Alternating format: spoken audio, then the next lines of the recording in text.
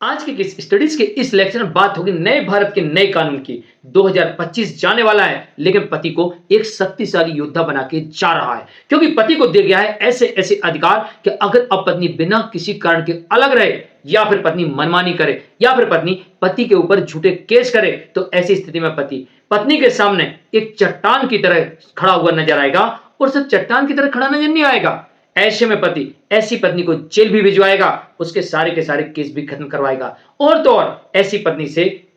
Maintenance भी लेगा, case लड़ने का खर्चा भी लेगा, और तो और उससे कंपनसेशन भी वसूल करेगा और मानहानि का केस भी करेगा। तो चलिए आज के स्टडीज के इस लेक्चर में आपको पति के वो अधिकार बताने वाले हैं जो आपको इस नए भारत में आपको कानून ने दे दिए हैं। ये अधिकार हर पति को जानना चाहिए कि उसके पास में इतने मजबूत अधिकार हैं कि अब वो एक शक्तिशाली योद्धा की तरह अपने ऊपर आए हुए सभी झूठे केसेस को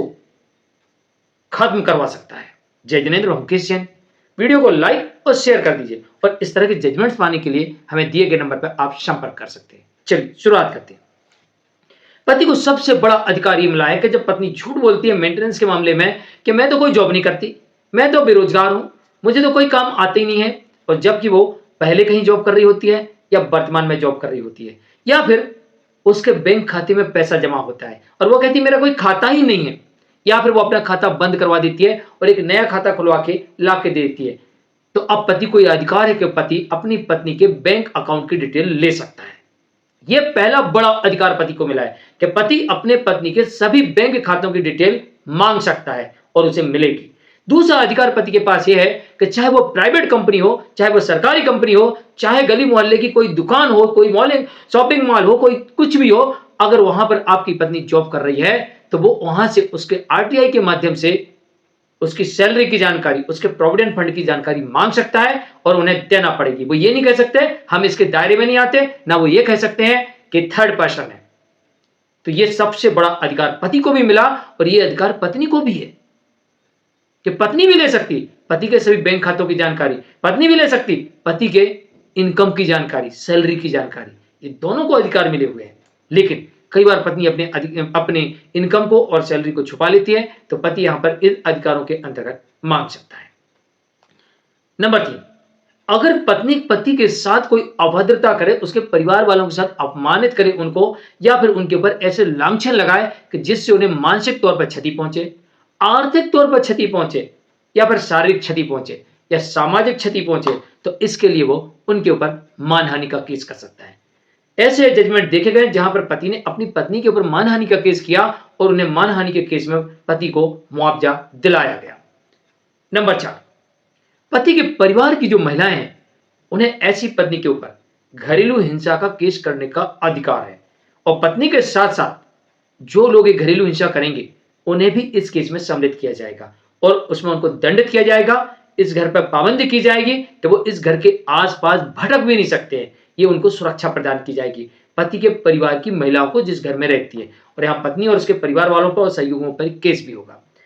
ये चौथा बड़ा अधिकार था। पांचवा अधिकार मिल जाता है पति के परिवार के बुजुर्गों को, जो अपनी सुरक्षा को सुनिश्चित करवा सकते हैं, और वो उस घर में रहते हैं, उस घर के आसपास ना पत्नी भटकेगी, ना ही उसके परिवार के लोग, ना ही उसके जानने पहचानने वाले, और ना ही कोई रिश्तेदार, कोई नहीं आ सकता। और इतना ही नहीं, वो उन्हें जेल भी भिजवा सकते हैं।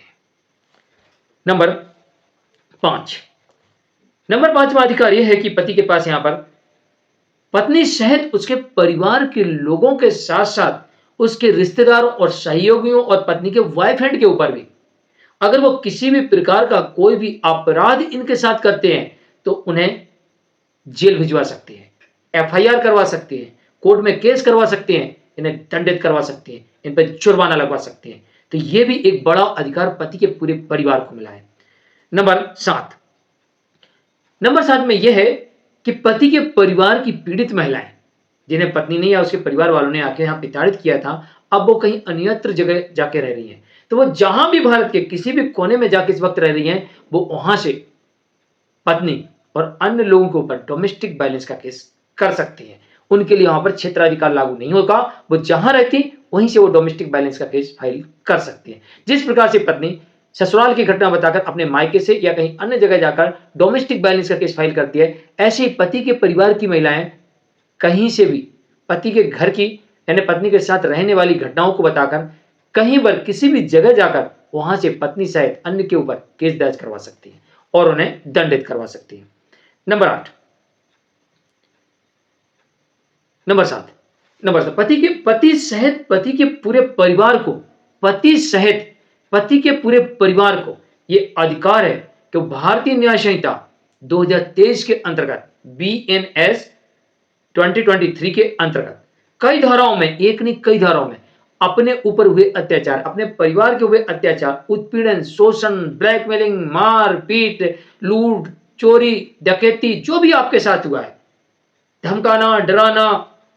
जो भी आपके साथ हुआ है, मानहानि, जो भी हुआ है, आप इसके अंतर्गत जिसने भी किया है, चाहे वो पत्नी ने किया हो, चाहे पत्नी के परिवार के लोगों ने किया हो, चाहे उसके रिश्तेदारों ने किया हो, चाहे सहयोगियों ने किया हो, चाहे बॉयफ्रेंड ने किया हो, उनके ऊपर केस दर्ज करवा सकता है और उन्हें दंडित करके जेल भिजवा सकता है, उन्हें दंडित करवा कर जेल भिजवा सकता है, उन पर जुर्माना भी लगवा सकता है। इसके अलावा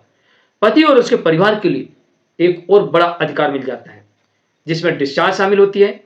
लिमिटेशन शामिल होता है, क्षेत्राधिकार शामिल होता है, क्वेश्चन शामिल होती है, अपील शामिल होती है, रिवीजन शामिल होता है। और इतना ही नहीं, पति ऐसी पत्नी से मेंटेनेंस ले सकता है, केस लड़ने का खर्चा ले सकता है और मुआवजा भी ले सकता है, और इसके अलावा डाइवोर्स लेने का अधिकार भी होता है। तो जितने अधिकार पत्नी को मिलते हैं, लगभग उतने ही अधिकार पति को मिल जाते हैं और उसके परिवार वालों को मिल जाते हैं। मुझे लगता है कि पत्नी से ज्यादा अधिकार पति और उसके परिवार वालों को मिल जाते हैं। बस आपको पता होना चाहिए कि हमारे अधिकार क्या क्या है। नंबर 10, पति के पास यह भी अधिकार है कि वो पत्नी के द्वारा किए गए सभी केसेस को अपने क्षेत्र के न्यायालय में ट्रांसफर करवा सकता है। सभी केसेस को, एक नहीं, जितने भी पत्नी केस करे, सारे केसेस को अपने क्षेत्र के न्यायालय में ट्रांसफर करवा सकता है। ये भी पति के पास अधिकार है और पति के पास ये भी अधिकार है, पति के पास ये भी अधिकार है कि वो न्यायालय से निवेदन करके अपना कारण बता के, अपनी परेशानी बता के, और जहां पर केस चल रहा है वहां उस कोर्ट के अंदर कभी ना जाना पड़े और घर बैठे, ऑफिस में बैठे ही वो अपने केस को अटेंड कर लेगा और यहीं से पूरी सुनवाई हो जाएगी और उसे कभी भी उस कोर्ट में नहीं जाना पड़ेगा। ये भी पति को अधिकार मिल चुके हैं। तो ऐसे अलग अलग जजमेंट देखने को मिलते हैं और एक कानून में सारी व्यवस्थाएं हैं, अलग अलग एक्ट हैं, जैसे RTI का एक्ट है, जैसे कि हिंदू मैरिज एक्ट है, जैसे कि मेंटेनेंस के लिए एक्ट है। पति के लिए खैर मेंटेनेंस के एक्ट में हिंदू मैरिज एक्ट का ही प्रयोग करना पड़ेगा। घरेलू हिंसा अधिनियम है, इसके अलावा सीनियर सिटीजन एक्ट है और इसके अलावा CPC है, आप इनका प्रयोग कर सकते हैं। VNSS है, आप इनका प्रयोग कर सकते हैं। ये सारे एक्ट आपके लिए ही बने हैं। इसमें पत्नी भी उपयोग कर सकती है, पति भी उपयोग कर सकता है और पति के परिवार के लोग भी प्रयोग कर सकते हैं और पत्नी के परिवार के लोग भी प्रयोग कर सकते हैं। तो इसलिए मैंने कहा कि जितने अधिकार पत्नी के पास है उतने अधिकार पति के पास भी है, पति के परिवार के पास भी है। और कभी कभी तो मुझे लगता है कि पति के परिवार के पास ज्यादा अधिकार है, पत्नी से भी ज्यादा अधिकार है, अगर वो प्रयोग करता है